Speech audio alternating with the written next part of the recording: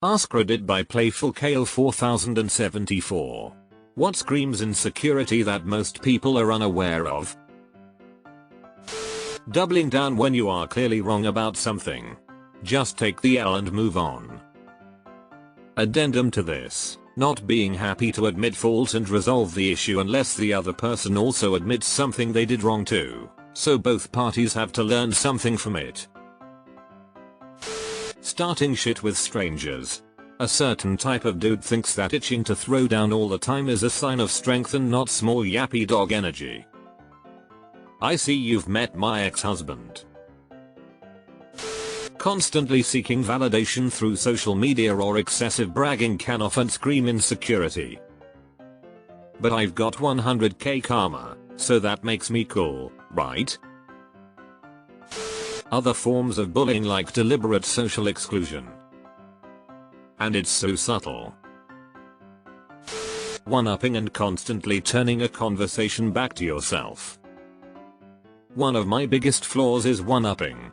I hate that I do it, but it's never coming from a place of besting someone. Rather, I'm sharing my experiences on the same topic I find interesting or exciting.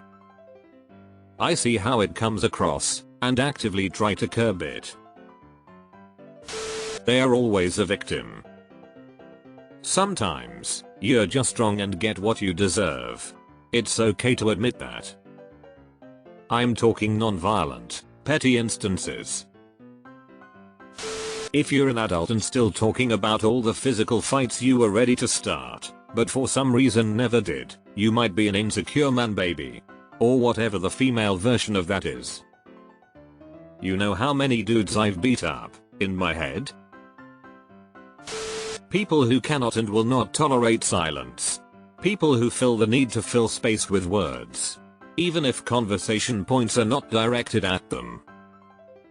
The wise man speaks because he has something to say. The fool speaks because he has to say something. Someone older and smarter than me probably. Assuming someone else who is more attractive than you is dumb. Or making up some narrative about them because you're insecure about yourself. When they try and compliment someone by tearing someone else down. Just tearing other people down in general. If you've got to put people down to make yourself or anyone else look better, then you've got a lot to work on. Overuse of jargon when speaking to laymen or when layman terms might actually be more efficient at explaining something to someone that's even in the same industry. This is especially annoying when they already know damn well that you have no idea what they're saying. They're trying to impress upon you how knowledgeable they are. It's actually so inefficient because then they have to explain it a second time after you ask them to clarify what they mean. Really makes conversation painful. The I feel left out mentality. Examples. Getting married BC everyone else's. Doesn't even matter if it's to low life. You just want to get to the same status as other people. Wanting kids BC all of your friends are parents without even thinking about if parenthood is even for you at all. Unfortunately, this applies to a heavy percent of the general population and they're not even aware. Saying you've heard of something when you have no idea what you're talking about. Just admit you've never heard of it before. It's okay to learn new things. I've heard of it but have no knowledge in this subject. Guys who can't handle when other guys go against gender norms even slightly. Ironically enough, guys that have a good mix of masculine feminine traits I find highly irresistible and I'm pretty selective. Misogyny. Especially in today's age, guys disrespecting. Even disrespecting is small compared to what's happening. Women online and calling themselves man or alpha or sigma and then playing victim. Oh, but what about women is becoming problematic. I would say be a man and let others live. You'll be happy, trust me. My father once told me that a man must control his emotions and uplift others around him. If you don't have resources to do that, just stay quiet. I have been following that, and will surely teach that to my kids. This is beautiful, and I will remember it. Your father sounds like a wonderful man. Bragging. Being unable to receive correction. Always having to have a boyfriend or girlfriend no matter what, can't handle being alone. People who try to crush your hand when meeting for the first time because they read somewhere that it's supposed to make a good impression. My actual impressions are: 1. These people believe anything they watch, read, and 2. They are very insecure. I'm a very feminine woman and I constantly get the finger handshake. Drives me up the wall. Like, are you going to kiss it or shake it? Has led to me reminding people that I'm not a wilting flower, which is, I suppose, the complaint that you Hans Geordie has about iterations of I'm a strong, confident woman. Honestly, I'd respect a dude more if he crushed my hand. At least he sees me as enough of an equal to need to assert dominance, instead of just assuming I'll be flattered by him treating me like I'm delicate. A huge one is talking negatively behind someone's back, but never having the guts to say the same things to the person's face. Especially if it's something that's easily fixable. Watch out for this one at work.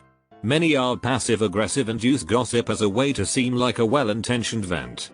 Venting isn't bad per se, but watch out for patterns. Watch out for someone who says they're asking for advice but never seems to implement it. Watch out for someone who makes their vent a shared issue for you. Their problem is not yours to fix. Those type of people often stir up crap by being passive aggressive in a meeting or non-confrontational, and then they still don't have the tools to address that and try to use back-channeling conversations to influence or manipulate into their favor instead of just addressing it. They make their problem everyone's problem. And when they find a friendly ear in the form of a well-intentioned co-worker trying to help, they will keep using you or others as tools to compensate for their deficiency. They suck the energy out of the constant posting selfies on social media to get affirmation from other people.